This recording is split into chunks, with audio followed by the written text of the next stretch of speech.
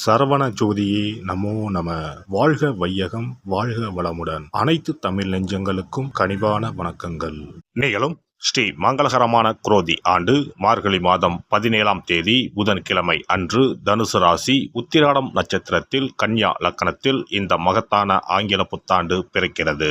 இந்த வருட ஆரம்பத்தில் கிரக நிலைகள் என பார்த்தால் குரு பகவான் ரிஷபராசியில் வக்ர நிலையில் சஞ்சாரம் செய்கின்றார். கடகராசியில் செவ்வாய் பகவான் வக்ரம் மற்றும் நீச நிலையில் சஞ்சாரம் செய்கின்றார். கன்னி ராசியில் கேது பகவானின் சஞ்சாரமும், விருச்சிக ராசியில் புதன் பகவானின் சஞ்சாரமும், தனுசு ராசியில் சூரியன் மற்றும் சந்திர பகவானின் இணைவும் இருக்கும். கும்பராசியில் சுக்கிரன் மற்றும் சனி பகவானின் சஞ்சாரம் இணைந்திருக்கும். அடுத்ததாக மீனராசியில் ராகு பகவானின் சஞ்சாரம் இருக்கும். இவ்வித கிரக நிலைகளை கொண்டு இந்த 2025ஆம் வருடம் ஆரம்பமாகிறது. இந்த புத்தாண்டில் சனி பெயர்ச்சி, குரு பெயர்ச்சி, ராகு கேது பெயர்ச்சி என முக்கிய கிரகங்களின் பெயர்ச்சிகள் நடைபெற உள்ளது. இதன் காரணமாக சில ராசிக்காரர்களுக்கு குடும்பம், வேலை, தொழில் என அனைத்து விதத்திலும் முன்னேற்றம் ஏற்பட வாய்ப்புள்ளது. பிப்ரவரி 4ஆம் தேதி குரு பகவான் ரிஷபராசியில் வக்ர நிவர்த்தி அடைகிறார். மார்ச் 29ஆம் தேதி சனி பெயர்ச்சி நடைபெற உள்ளது. சனி பகவான் கும்பராசியில் இருந்து மீனராசிக்கு இடப்பெயர்ச்சி ஆகின்றார். மே மாதம் 14ஆம் தேதி குரு பகவான் ரிஷபராசியில் இருந்து மிதுன ராசிக்கு இடப்பெயர்ச்சி ஆகின்றார். மே மாதம் 18ஆம் தேதி ராகு கேது பெயர்ச்சி நடைபெறும். ராகு பகவான் கும்பராசிக்கும் கேது பகவான் சிம்மராசிக்கும் இடப்பெயர்ச்சி ஆகின்றனர். இந்த கிரக அமைப்பு மற்றும் பெயர்ச்சியினால் உங்கள் வாழ்வில் ஏற்பட போகும் சுபபலன் என்ன என்பதனையும், அசுப பலன் ஏற்படுமாயின் ராசிக்காரர்கள் செய்ய வேண்டிய பரிகாரம் என்ன, வழிபட வேண்டிய தெய்வம் யார் என்பதனை பற்றியும் விரிவாக காண்போம். பிறக்கப் போகும் இந்த ஆங்கில புத்தாண்டு உங்கள் வாழ்வில் வளமும் நலமும் செல்வ செழிப்பும் பெற்று வாழ்வில் உயரிய நிலையை அடைய எல்லாம் வல்ல எம்பெருமானை வேண்டி விரும்பி கேட்டுக்கொள்கிறேன். கன்னிராசி அன்பர்களே, 2025 புத்தாண்டில் தெய்வங்கள் கிரகங்களின் ஆசி நிறைந்ததாக இருக்கும். உங்களின் செயல்களில் வெற்றிகரமான அதிர்ஷ்டங்கள் நிறைந்திருக்கும். இந்த ஆண்டில் நீங்கள் முன்னெடுக்கும் எந்த ஒரு முக்கிய வேலையிலும் வெற்றி கிடைக்கும். உத்தியோகத்தில் முன்னேற்றம், பதவி உயர்வு கிடைக்க நல்ல வாய்ப்புகள் அமையும். அரசு வேலைக்கு தயாராகக்கூடிய நபர்களுக்கு வெற்றி கிடைக்கும். சகோதர சகோதரிகளின் ஆதரவால் வெற்றிகள் குவையும். அவர்களின் ஆலோசனையால் உங்கள் நிதி நிலைமை மேம்படும். கன்னி ராசி மற்றும் கன்னி இலக்கணத்தில் பிறந்தவர்களுக்கு கோடீஸ்வர யோகம் உண்டு. தொழில் ஸ்தானத்தில் குரு பகவான் வருகிறார் என்பதால் தொழில் சிறக்கும். பணியிடத்தில் பதவி உயர்வு கிடைக்கும். வியாபாரம் செய்பவர்கள் மேலும் தொழிலை விரிவு செய்வீர்கள். மனதில் தைரியம் உண்டாகும். பேச்சுக்களில் ஆளுமை திறன் மேம்படும். குறுகிய தூர பயணங்களால் விருப்பம் நிறைவேறும். எதிராக இருந்தவர்கள் விலகிச் செல்வார்கள். எந்த ஒரு செயலிலும் சிந்தித்து செயல்படுவது நல்லது. நுண்கலைகளில் புதுமைகளை ஏற்படுத்துவீர்கள். அரசு வழியில் ஒத்துழைப்பு ஏற்படும். பணிபுரியும் இடத்தில் ஆதரவு கிடைக்கும். இணைய வர்த்தகத்தில் சிந்தித்து செயல்படவும். திறமைக்கு உண்டான உயர்வு கிடைக்கும். உடன் பிறந்தவர்களிடம் அனுசரித்து செல்வது நல்லது. புதிய வீடு கட்டுவது சார்ந்த சிந்தனைகள் மேம்படும். செங்கல் மற்றும் மணல் விற்பனையில் லாபம் அதிகரிக்கும். உறவினர்களின் எண்ணங்களை புரிந்து கொள்வீர்கள். வித்தியாசமான சிந்தனைகளும் அதற்கான முயற்சிகளும் அதிகரிக்கும். கடன் சார்ந்த நெருக்கடிகள் குறையும். பணி நிமித்தமான பயணங்கள் கைகூடும். சூழ்நிலைகளுக்கு ஏற்ப அனுசரித்து செல்லவும். உடல் ஆரோக்கியத்தை பொறுத்தவரை உடல் ஆரோக்கியம் தொடர்பான பிரச்சனைகள் குறையும். தூக்கமின்மை சார்ந்த பிரச்சனைகள் ஏற்பட்டு நீங்கும்.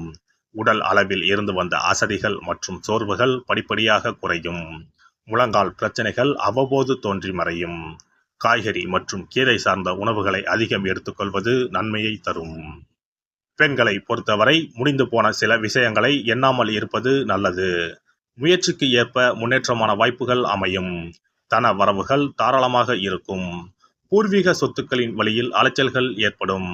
கணவன் மனைவிக்கு இடையே அனுசரித்து செல்லவும். மாணவர்கள் கல்வியில் ஆர்வத்துடன் படிப்பது நல்ல மதிப்பெண்களை பெற வழிவகுக்கும். விளையாட்டு விஷயங்களில் பொழுதுகளை கழிப்பீர்கள். உயர்கல்வியில் சிறு சிறு குழப்பங்கள் தோன்றி மறையும். ஆராய்ச்சி சார்ந்த விஷயங்களில் அலைச்சல்களுக்கு பின்பே அனுகூலம் ஏற்படும். பெற்றோர் மற்றும் ஆசிரியர்களின் ஆலோசனைகளுக்கு மதிப்பளித்து செயல்படுவது நன்மையை தரும். பணிபுரிவோருக்கு உத்தியோக பணிகளில் ஆதாயமான சூழல் உண்டாகும். முயற்சிக்கு ஏற்ப வருவாய் உயர்வு அமையும். உபரி வருமான முயற்சிகள் கைகூடி வரும். தற்பெருமைக்காக செலவு செய்வதை குறைத்து கொள்ளவும். நெருக்கமானவர்களிடம் எதிர்பார்த்த சில உதவிகள் கிடைக்கும். உயர் அதிகாரிகளிடம் எதிர்பார்த்த சில அனுகூலமான வாய்ப்புகள் உண்டாகும். வியாபாரிகளை பொறுத்தவரை வியாபார பணிகளில் சற்று பொறுமையுடன் செயல்படவும். கொடுக்கல் வாங்கலில் கவனம் வேண்டும். வாடிக்கையாளர்களின் வழியில் அனுசரித்து செல்வதன் மூலம் ஆதாயத்தை மேம்படுத்த முடியும். அபிவிருத்திக்கான செயல்களில் ஆலோசனை பெற்று மேற்கொள்ளவும். இடமாற்ற சிந்தனைகள் மனதளவில் மேம்படும். வங்கி கடன்கள் சிறு தாமதத்திற்கு பின்பு கிடைக்கும். கலைஞர்களுக்கு கலைத்துறையில் அனுகூலமான சூழல் ஏற்படும். வரவேண்டிய வரவுகள் தாமதமாக கிடைக்கும். சஞ்சலமான சிந்தனைகளால் குழப்பங்கள் உண்டாகும். மூத்த கலைஞர்களின் ஆலோசனைகள் நல்ல மதிப்பை ஏற்படுத்தி கொடுக்கும். அரசியல்வாதிகள் குதர்க்கமான சிந்தனைகளை குறைத்துக் கொள்வது நல்லது. வழக்கு விஷயங்களில் பொறுமையுடன் செயல்படவும். நெருக்கமானவர்களின் மூலம் புதுவிதமான கண்ணோட்டமும் அனுபவமும் ஏற்படும். மற்றவர்களின் எண்ணங்களை அறிந்து செயல்படுவதால் நல்ல மதிப்பும் நற்பலனும் கிடைக்கும். பௌர்ணமி தோறும் நல்லெண்ணெய் தீபம் ஏற்றி குலதெய்வத்தை வழிபட நினைத்த காரியங்கள் கைகூடும். தடைப்பட்ட பணிகள் முடிவு பெறும். சிறப்பு தொகுப்பு 2025ஆம் ஆண்டு சிறப்பாக அமைய புத்தாண்டு அன்று இதை மட்டும் செய்தால் போதும். 2025ஆம் ஆண்டு புத்தாண்டை வரவேற்க அனைவரும் ஆவலாக காத்திருக்கிறோம். ஆனால் அதற்கு முன்பு 2024ஆம் ஆண்டிற்கு நன்றி சொல்லி விடை கொடுப்பதும் மிகவும் முக்கியமானதாகும். இந்த ஆண்டில் கிடைத்த நல்ல விஷயங்களுக்கு நன்றி சொல்வதுடன் கிடைக்காமல் போன விஷயங்களுக்கும் சேர்த்து நன்றி சொல்ல வேண்டும். இதனால் பிறக்கப் போகும் புதிய ஆண்டில் அவைகள் இன்னும் சிறப்பாக நமக்கு நடப்பதற்கு வழிவகுக்கும். 2025ஆம் ஆண்டிற்கான காலண்டர் வாங்குவதற்கு முன் அதில் வேறு எந்த நிறுவனத்தின் பெயரோ எதுவும் இல்லாததாக பார்த்து வாங்கி வீட்டில் வைக்க வேண்டும். குறிப்பாக மகாலட்சுமி, வராகி அம்மன் படத்துடன் இருக்கும் காலண்டரை வாங்கி வீட்டில் வைப்பது நல்லது. இது தவிர புத்தாண்டு நாளன்று எந்த மாதிரி விஷயங்களை செய்தால் வரப்போகும் ஆண்டு நமக்கு சிறப்பான ஆண்டாக அமையும் என்பதை நாம் தெரிந்து கொள்ளலாம். ஒவ்வொரு ஆண்டும் ஆங்கில புத்தாண்டோ அல்லது தமிழ் புத்தாண்டோ எதுவாக இருந்தாலும் சரி, பிறக்கப் போகும் புதிய ஆண்டு சிறப்பாக இருக்க வேண்டும். இந்த ஆண்டிலாவது நம்முடைய கஷ்டங்கள் தீர வேண்டும் அல்லது நினைத்த காரியம் கைகூட வேண்டும் என்று அனைவரும் நினைப்பதுண்டு. ஆண்டு முழுவதும் நல்லபடியாக அமைய புத்தாண்டு அன்று நாம் சில விஷயங்களை மேற்கொள்ள வேண்டியது ரொம்ப முக்கியம். இதனால் புதிய ஆண்டு உங்களுக்கு ஆரோக்கியம், சந்தோஷம், செல்வ வளம் நிறைந்த ஆண்டாக அமையும். புத்தாண்டு அன்று காலையில் எழுந்தவுடனேயே நாம் குளித்து விடுவோம். அப்படி நாம் குளிப்பதற்கு முன் குளிக்கின்ற நீரில் 3 முக்கியமான பொருட்களை சேர்ப்பது மிகவும் நல்லது. அந்த தண்ணீரில் முதலில் சிறிது கல்லுப்பை சேர்க்க வேண்டும்.